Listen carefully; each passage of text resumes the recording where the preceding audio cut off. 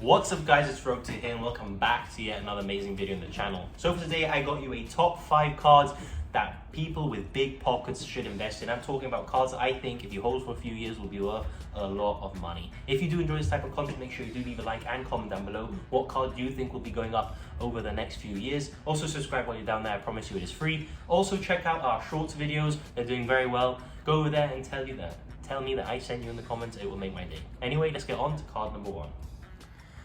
So for card number 1, guys, I have any old secret rare copy of cards that are very old, first edition especially. So with this I have Injection Fairy Lily. This is an example that I'm showing you. I think cards like this are still very undervalued. I feel like in a few years the demand for these will actually be a lot higher than what it is now, because these will be even more rare in a few years time. If you look at cards like this, it's very important that you get them first edition and that they are near mint or mint. This one's very off-centered, as you can see, but it's very common in this set, so it's actually not too bad. So for the card number 1, I actually have cards that are very old, sort of like Injection Fairy Lily, things like that, that will hold their value over time and are very difficult to actually get raw first edition mint copies. So I think that in a few years time, these cards will be worth a lot more. I think actually Injection Fairy Lily is fairly undervalued at the moment. I think it's around the £100 mark. This card is fairly iconic, and I think in a few years time you can easily double your money once the right buyer comes along. So for card number 1, I have any really old secret rares that are first edition, and if you can find them mint, they'll be very good. So for card number 2, I have any ultimate rare right now that is not very expensive. So an example of this would actually be Fusion Destiny. I have another example here of Dogmatica Ecclesia. Now these are ultis that you can pick up, I think around 15 to 20 copies, and if you hold them for a few years, especially Fusion Destiny, since this is a hero card, it will always go up. And if you have 10 to 15 copies, I do think this will eventually come back to 3 as well. It's not seeing any play. So I think picking up around 10 to 15 copies of this card right now, so I think they're around 30 each, so £300 investment if you pick up 10, and if you pick up 20, it's around a £600 investment. I think you can easily make 1,000 back in a few years time from just Fusion Destinies alone. This card's very underrated right now in price. This card used to be played all over the meta. Like a couple of formats ago, this card was the card to beat. And I think that since the meta has shifted into tier limits and sprites, that this card's ultimate rare version has actually become very undervalued since people don't really care about it anymore. I think this is a card that will definitely come back to 3. And the fact that it says hero and it's actually used in the hero deck means that over time this card will be bought out by the hero players. You know how they all are. And I think that Fusion Destiny is a card you can seriously make some good money off if you buy loads of copies and hold them for a few years. The same can be said for Dogmatica Ecclesia. Yes, it has a Starlight Rare, but I think the ultimates right now are around 40 each. Now, if you ask me, I think the ultimate rare actually is nicer than the Starlight Rare, and the Starlight Rare is around £400. So instead of buying one Starlight Rare Ecclesia, you can buy 10 ultis. And I think in the long term, over a couple of years, the ultis will actually make more money back than the Starlight. So that is card number 2. It's basically any ulti that is undervalued. I also think Zeus is a very good example of this as well. If you can pick up these cards around 10 to 15 copies in a few years time, you'll be laughing.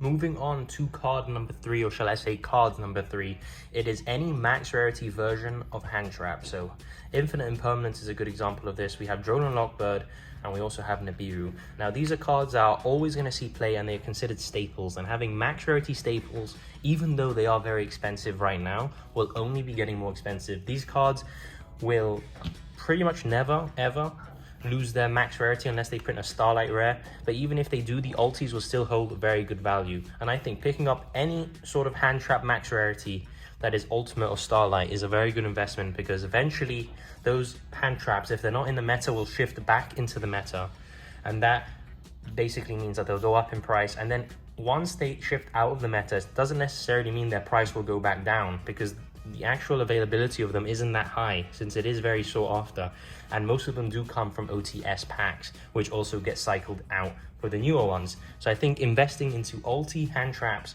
Starlight Rare hand traps as well, like DD Crow and things like that, are ultimately very good, very safe investments that will pretty much make you a ton of money in years to come. So for card number 4 here, we have the Ghost Rare Dark Magician Girl. Technically the highest rarity of Dark Magician Girl, obviously not as sought after as the Secret Rare, because that one is just really old and looks absolutely amazing. But I think that the Ghost Dark Magician Girl as well is very, very beautiful. And I think having a few of these and holding on to them, especially if you can get them graded in a few years' time, will be absolutely insane, guys. I think right now they actually are not valued that high compared to what the price was when these cards were announced on pre-order to compared to what they are now. They're like 1/5 of the price, guys. So I think Dark Magician Girl is a very, very good investment to be making. Buy this card now, hold it a few years' time, and I promise you, you will not regret it. Dark Magician Girl is the ultimate waifu and will always be sought after by Yu-Gi-Oh players. And it's just a very iconic card, arguably like the top 3 most iconic cards in the game. So I think that is why Dark Magician Girl Ghost Rare is a card that, if you are serious about investing and you have deep pockets, you should be picking up a few copies of these cards and holding on to them for the long term. Alright guys, so for the last card, the card I think will only be going up and you should 100% invest in this if you can. It is the Starlight Rare Appaloosa Bow of the Goddess. Now why do I think that this card will only be going up? First of all, there's no higher rarity than Starlight Rare. And that is very important because if this was an ulti, you can say, well, maybe it can get a Starlight Rare and then maybe it won't be considered the highest rarity. But Appaloosa Starlight Rare is the highest rarity. I don't think there will ever be a higher rarity than Starlight. And if there is, it will be like in 10 years' time. So I think for now, Starlight Rare is going to be the highest rarity for a long time. Number 2, this is the oldest Starlight Rare that exists, considering it came out in the first set of Starlight Rares in Rising Rampage. And apart from it being the oldest, it is also, in my opinion, the best Starlight Rare. Appaloosa is a card that has basically changed the game since the day it came out. And I think it's one of these cards that will always be played in the meta in some sort of deck, whether it be a combo version or a mid-range deck. I think Appaloosa just is a very versatile card. The fact that it can gain a Biru and multiple hand traps is not once per turn is absolutely insane. And thirdly, I think Appaloosa, first of all, just absolutely looks amazing in Starlight Rare. It's something that a camera can't actually pick up, but in real life this card looks absolutely gorgeous. And I think it's one of these things that you also have to take into account the fact that it's just really, really nice to look at as well. So I think Appaloosa in a few years' time can easily double in price. I think right now it's around the £1,000 mark, so it's not actually too bad in price right now. If you have the pockets, I suggest you definitely buy this card. If you can't afford 3, just buy 1 like I have and hold on to it and just enjoy it while you have it, because I think in a few years' time this will either have to be sold or put in a slab, because I think the price will just be too high for a card like this.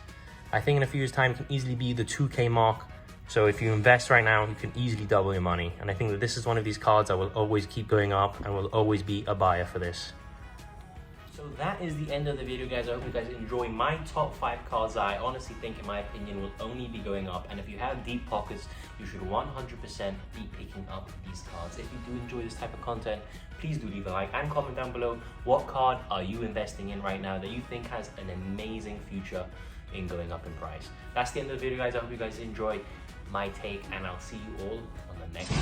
It's time! Let's go!